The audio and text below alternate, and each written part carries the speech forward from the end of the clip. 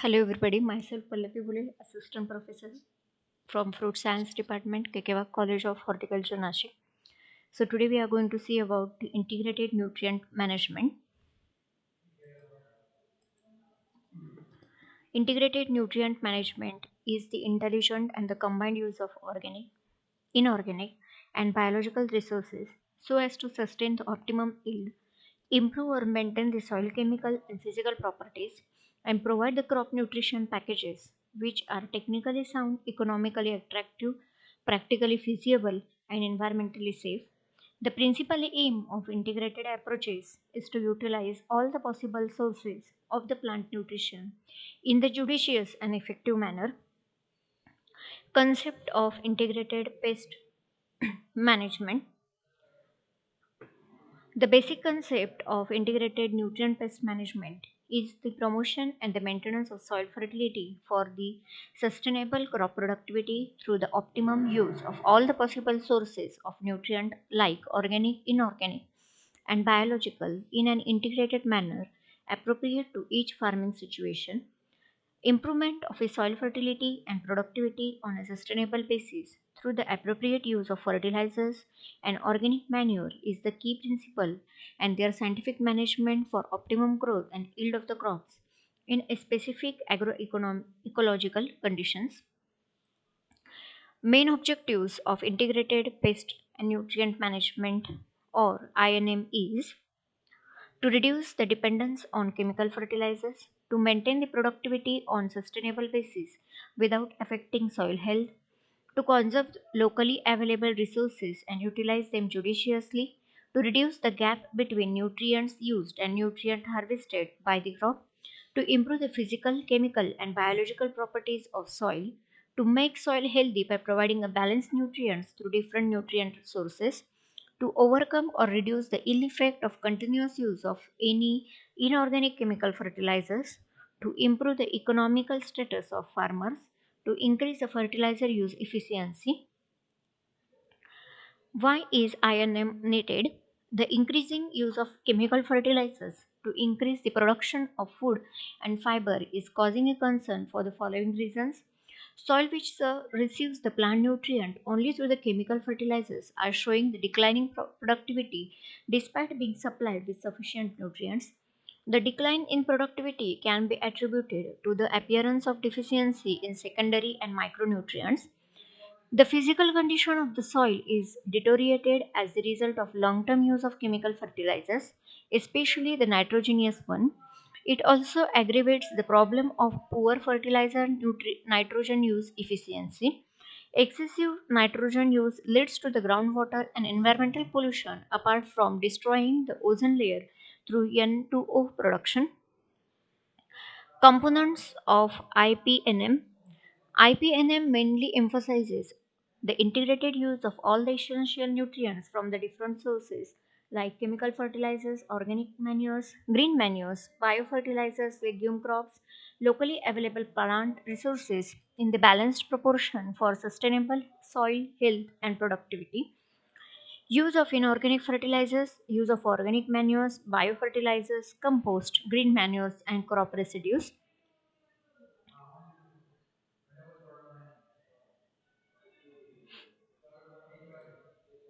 Use of inorganic fertilizers. They are very important for sustaining and increasing the food production. Different kinds of fertilizers are commercially available in the market for all the majors and the micronutrients. However, they are costly inputs and their excessive use may deteriorate the soil quality and food quality. Hence, there is need to improve their use efficiency through the efficient and balanced fertilizer management and essentially follow the 4 R's formula for judicious and effective nutrient fertilizer management. They are right type of fertilizers, right dose of nutrients, right method of application, and right time of application. Fertilizers. Fertilizer is any material of natural or synthetic origin added to the soil to supply one or more plant nutrients. Classification of fertilizers: straight fertilizers, complex fertilizers, and mixed fertilizers. Fertilizers can also be classified based on the physical form: solid fertilizers and liquid fertilizers. Solid fertilizers are in a several forms like powder, crystals, pills, granules, supergranules, and the briquettes, that is the urea briquettes. Use of organic manures or material. Due to the intensive cultivation of the soil and less organic manure application, the soils are low in organic matter status. A decrease in soil organic matter results in the compact soil, poor aeration, and low infiltration and water holding capacity, and also low fertility status. The organic matter status in the soil can be improved and maintained by the constant addition of the organic manures such as FIM, compost, green manures, poultry manures, vermicompost, oil cakes, etc. Organic matter is a good source of macro and micronutrients and moreover improves the physical, chemical, and biological properties of soil. General classification of manures. Organic manure is defined as the product resulting from the controlled biological decomposition of organic matters.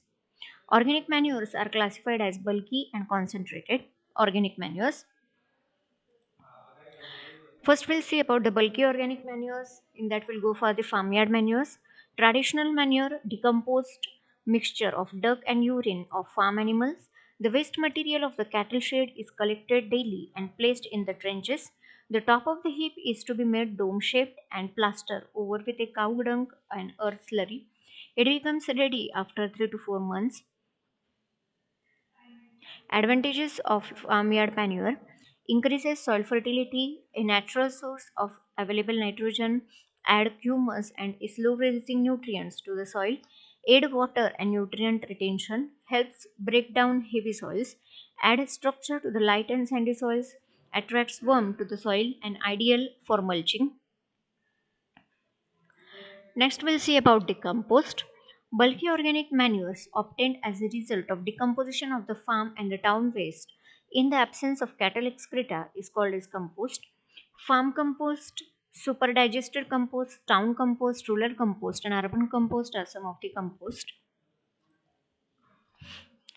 How to make a compost pit?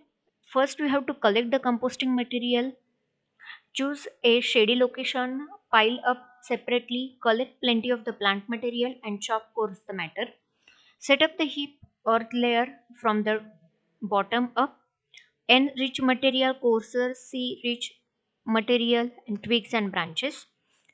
Humidify the materials, pile up the loosely in the layers, and cover the earth or straw. Turn the heap first after 2 to 3 weeks and second after 3 months. When the temperature declines, outside material goes inside. Let it rest to mature for 3 months, and that is how your compost is prepared. Vermicompost. It is a system of composting in which the organic waste are incomposed using biological agent, that is earthworms. In making the vermicompost, earthworm along with a soil microbes plays a vital role in degrading the organic waste and thus maintain the nutrient flux in the system.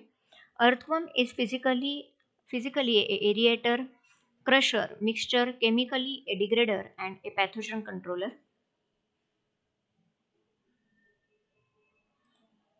Advantages of compost. Compost binds a soil particle. Compost helps a sandy soil to retain the water and nutrients. Compost loosens the slightly bound particles in the clay or the silty soils. Compost alters the soil structure, making it less likely to erode. Compost can hold the nutrient tight enough to prevent them from washing out, but loosely enough so plants can take them up as needed.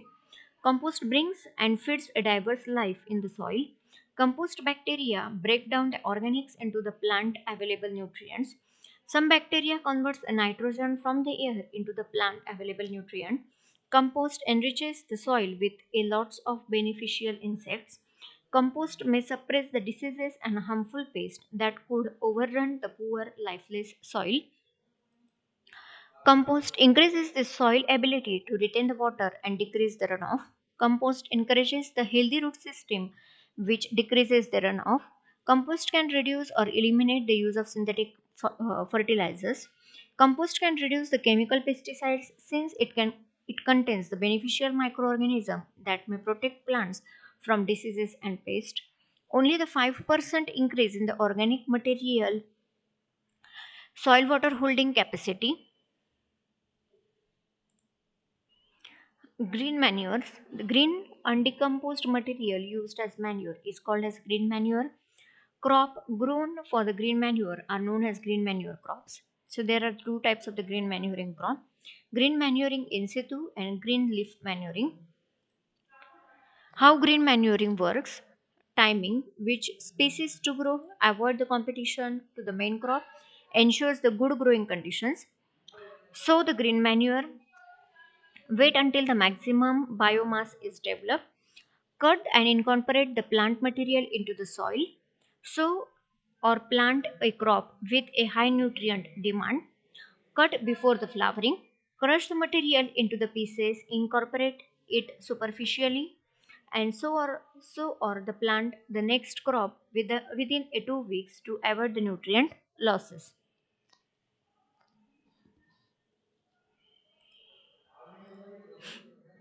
Incorporation of sunhep into the soil. This is the green leaf manuring which is done in the field. Green leaf manure crops. So these are the different pieces of the green leaf manuring crops: Cassia fistula, Calostropis gigantea. So these are some of the green leaf manuring crops. Advantages of green manuring: soil structure and tilth improvement. Green manuring build up a soil structure and improves the tilth. Promotes the formation of the crumbs in the heavy soil, leading to the aeration and drainage. Decreases increases the water holding capacity of large soil. Forms a canopy cover over the soil, reduces the soil temperature, and prevents from the erosive action of the rain and water. Absorbs the nutrient from the lower layer and leave them in a surface when plowed. Prevent the leaching of nutrient to the lower layers. Harbor the unfixing bacteria rhizobia in the root nodule and fix atmospheric and anti-rate 60 to 100 kg nitrogen per hectare. Increase the solubility of the lime phosphate, trace elements, etc. through the activity of soil microorganisms and by producing the organic acids during the decomposition. Concentrated organic manures. These manures have the higher nutrient content than the bulky organic manures. Important concentrated organic manures are oil cake, blood meal, fish manure, etc. These are also called as organic nitrogen fertilizers. Before their organic before their organic nitrogen is used by the crop, it has to be converted through the bacterial action into the readily usable ammonial nitrogen and the nitrate nitrogen. These organic fertilizers are therefore readily slow acting, but they supply available nitrogen for a longer period. Oil cakes. After oil is extracted from the oil seeds, the remaining solid portion is dried up as a cake for the use as a manure or the cattle feed. Oil cakes are of two types: edible oil cakes, which can be fed to the livestock, groundnut cake, coconut cake, sesame cake, etc. Non-edible oil cakes which are not fit for feeding the livestock are the castor cake, neem cake, mahua cake. Edible oil cakes: groundnut, sesame cake, and the coconut cake. Jatropha oil cakes, pongomia oil cakes, and cottonseed oil cakes. Other concentrated organic manures: blood meal, when dried and powdered, can be used as a manure. The meat of the dead animal is dried and converted into the meat meal, which is a good source of nitrogen. Field residue. Field residue are the material left in an agricultural field or the orchard after the crop has been harvested. This residue includes a stalk and the stubble or the stem, leaves, and the seed pods. Good management of the field residue can be increase efficiency of irrigation and control erosion. Biofertilizers. Biofertilizers are defined as the preparations containing living cells or the latent cells of the efficient strains of microorganisms that help crop plant uptake the nutrient by their interactions in the rhizosphere when applied through the seed or soil. Application of biofertilizers. seed inoculation method, root inoculation method, or soil application. Importance of biofertilizers. Biofertilizers are known to make a number of positive contributions in agriculture. Supplement the fertilizer supplies for meeting the nutrient need of crops at 20 to 200 kg of N per hectare under the optimum conditions, and the solubilize or mobilize 30 to 50 kg P2O5 per hectare. They liberate growth promoting substances and vitamins and help to maintain soil fertility. They suppress the incidence of pathogen and control the diseases.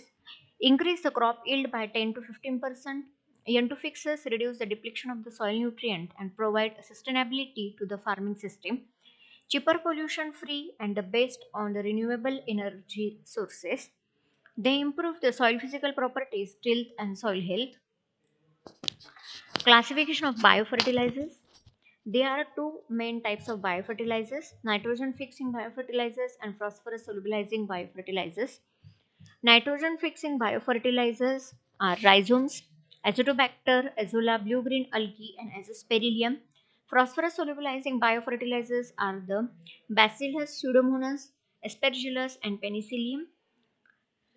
Vascular, articular, and the mycorrhiza. Advantages of biofertilizers. They supplement the chemical fertilizers for meeting the integrated nutrient demand of the crop. They can add to 20 to 200 kg of nitrogen per hectare per year under the optimum soil condition, and thereby increase a 15 to 25% in the total yield. They can be at the best minimum the use of chemical fertilizers. Application of biofertilizers results in the increased minerals and water uptake, root development, vegetative growth, and nitrogen fixation. Some biofertilizers stimulate the production of growth promoting substances. Phosphates mobilizing or the solubilizing biofertilizers converts insoluble soil phosphate into the soluble forms by secreting a several organic acids, and under the optimum conditions they can mobilize about 30 to 50 kg of phosphorus per hectare, due to which crop yield may increase by 10 to 20%. Mycorrhizal, when used as a biofertilizer, enhance the uptake of the P, zinc, sulfur, and water, leading to the uniform crop growth and increased yield, and also enhances the resistance to the root diseases and improves the hardiness of the transplant stock. They liberate the growth promoting substances and vitamins and help to maintain the soil. Limitations of biofertilizers. These fertilizers require special care for storage. They should be used before their expiry date.